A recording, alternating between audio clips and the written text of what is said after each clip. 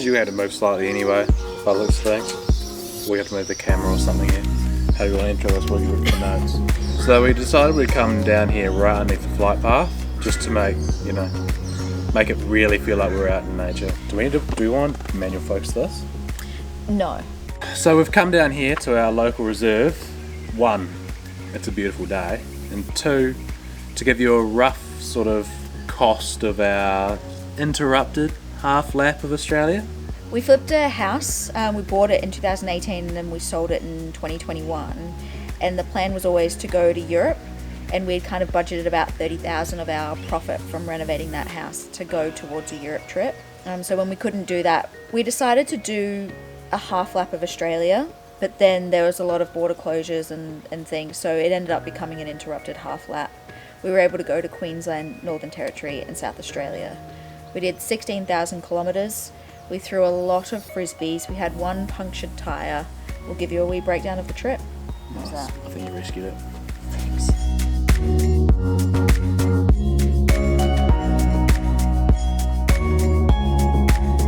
So we've broken this down into 8 different categories. I think the most important one that we should start off with is the fuel. Yeah, absolutely. Because that was the biggest chunk of it all. And especially now, fuel is significantly more expensive, so it would take up an even greater portion of the budget. So the amount that we spent on fuel was $3,068.72. That is by far the largest chunk out of the budget. Nothing else compared to the petrol. The thing about petrol costs is they're unavoidable. You can't, you're going a fixed distance, you can, you drive economically, blah, blah, blah, but there's not a hell of a lot you can do about petrol costs when you're driving a car that's full. You're dictated by the cost of fuel in little country towns. Sometimes you don't have a choice. Like a lot of the time when we were filling up, we try and find the cheapest possible. A lot of the time there was only one option. Yeah, and on the Nullarbor that was incredibly true, and so we only ended up putting about $40 in on the Nullarbor just because it was so expensive, and it was much cheaper to fill up before getting on the Nullarbor. Because in the beginning we started on filling up both tanks, and so we found there was no need to fill up both tanks. We were just burning through it quicker because we were that much heavier having the second tank. Unless we were going remote, we only filled up the main tank. The first couple of times we knew we could get roughly 1,000 Ks on the fuel in the sub, or just over, and then from that point on we just filled up the main tank, right? Yeah. So yeah, unavoidable. If you're doing a trip, you're gonna have to pay for petrol. It's just one of those things. Yeah. So the next one I'm going to address is accommodation. We've stayed in places that cost us nothing, and then we've stayed in places that cost us $180 a night. We managed to stay in a lot of free camps, we managed to stay in a lot of cheap hip camps, but one of the biggest expenses on accommodation was hotels and motels. Totally. There was a few times where we just got stuck having to go into motels, whatever the circumstances were, we just ended up staying an extra night or whatever. Out of the $1,796, we spent $987 and change on motels and Airbnbs and things like that. Knowing that now, we would absolutely change that in order to save the money, but at the time we were just going with the flow and doing what we wanted to on the trip. There was no budget issues that we were trying to address at the time. Out of that $987, roughly $320 was absolutely unplanned due to the nature of the weather or the surrounding areas we had to stay. So we planned a lot of our campsites certainly a day ahead, but sometimes 2 days ahead. You can only do so much planning sometimes, and sometimes you're just forced to stay in a motel. Alright, so the next one is food. We broke this down to 2 categories because I feel like it's quite a significant point. The first one was groceries. So in total we spent $1,920.53 on groceries. Food's really important to me, and I didn't want to hold back on buying really good produce. So we went to butchers, we bought boutique extra virgin olive oils, we spent money on good fresh food and produce, and I don't think that amount would have changed drastically had we wanted it to. However, The takeaway figure is another matter. On the flip side, we did go to restaurants and we had some takeaways. We had takeaway coffees, banh mi, fish and chips, all those sorts of things. So we didn't hesitate to treat ourselves. And looking at this number now, which is $1,284.02, we were shocked by how much we had spent on takeaway food or restaurant food for people that really aren't takeaway kind of people. We just ended up treating ourselves, and I think a lot of that was lunches. Perhaps on trips going forward, we're going to plan our lunches a little bit better, just so that we're not falling into a convenience trap. Because we were talking about, I think about half that amount I wouldn't take back. It was places we really wanted to go to. It was things we really wanted to try. But then the other half was probably convenience. Like we were on a long drive and we had to stop for lunch just so we could carry on. It was like those random bakeries that aren't that flash, that is just like, eat something and go. Can get out of control pretty quickly, as you can tell by the number. I think 75-80% of our meals would have been eaten out of groceries and 20% would have been takeaway, if that. But that's not reflected in the number. Like the takeaway figure is more than half of what the total cost of the groceries was, which is kind of staggering. It just shows you how expensive takeaway really is.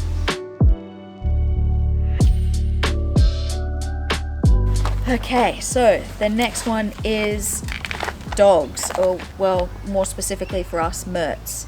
There was no chance in the world that we wouldn't take her with us, and so there is a cost involved with that. She went to the vet once. We bought one bag of food on the go. We bought her a very expensive frisbee, dog washers throughout the trip, all those sorts of things. So really the number isn't as expensive as I thought it was, considering you're taking a third being on a trip. Maybe it's cheap to have a dog mate. It was... People say dogs are really expensive, but this number doesn't really reflect that, does it? It was $427.09, and that includes a vet bill, which was over $200. It really wasn't, and that was a routine vet. I think every dog on a trip like that, it was over 10 weeks, she had a couple of little, lingering injuries when she cut herself on a rock and all those sorts of things. So it was important that she did go to the vet, and it was important that she had baths constantly because she was getting filthy and all those sorts of things. She was sleeping in our tent. Yeah, it's not as expensive as I thought it would be. You take your car for a service, so you should take your dog for a service too.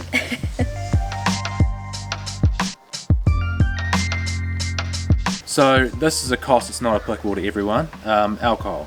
And it all depends on how much you drink as well. But for us, the total cost on the trip was $657.97.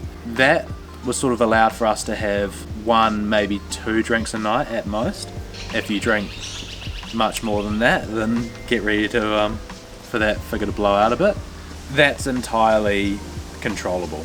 So if you want to cut that out completely to save yourself some money, you're welcome to. For us, it was nice at the end of a long day of driving, just sit down with the drink.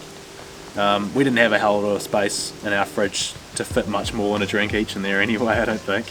And we went to the pub maybe, half a dozen, maybe 8 times. That's actually where it gets expensive. So if you're trying to control the cost of your alcohol on your trip, stay away from the pub and go to the bottle shop instead, I guess. And again, we weren't trying to control the cost of that. No. We went to breweries when they were around. Ollie tried a lot of different beers. I tried a lot of different ginger beers. We just enjoyed that aspect of our trip. Yeah. So if you're not interested in alcohol, then you can probably cut at least $650 off your budget.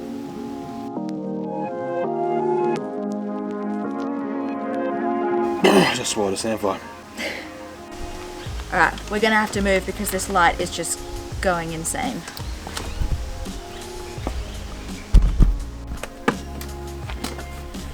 Okay, so the next one is our car expenses. This is separate from fuel completely. It's services, it's replacing anything that broke, and it's also including a speeding fine that we got.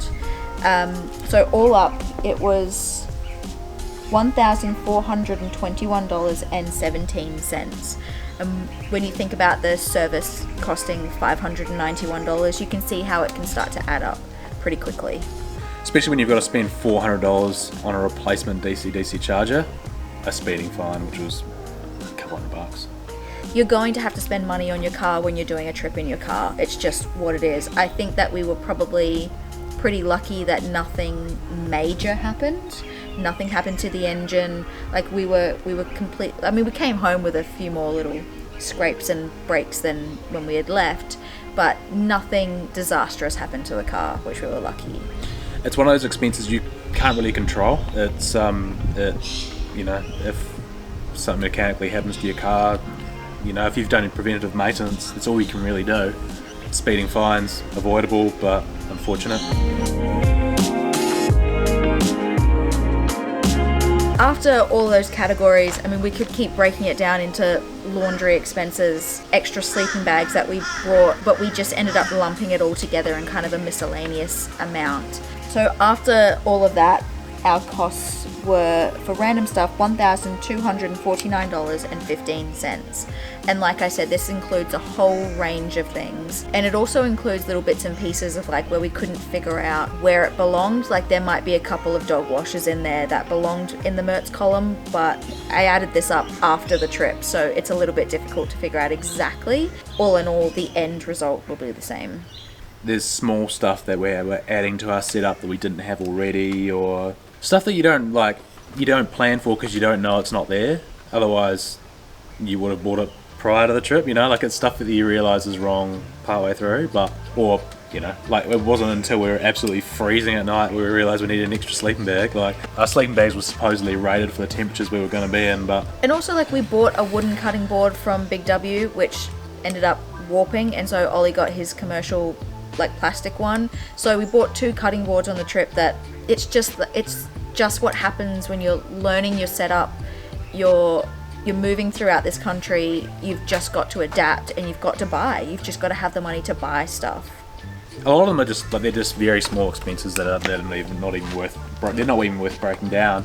I mean, it's also including things like filling up gas bottles. There's a lot of stuff in there that is truly just miscellaneous that you can't account for until, like, you don't know how much gas you're going to be using, how many times you need to fill it up, how much it's going to cost at Mitre 10 compared to some random little roadhouse where they're just going to rip you off.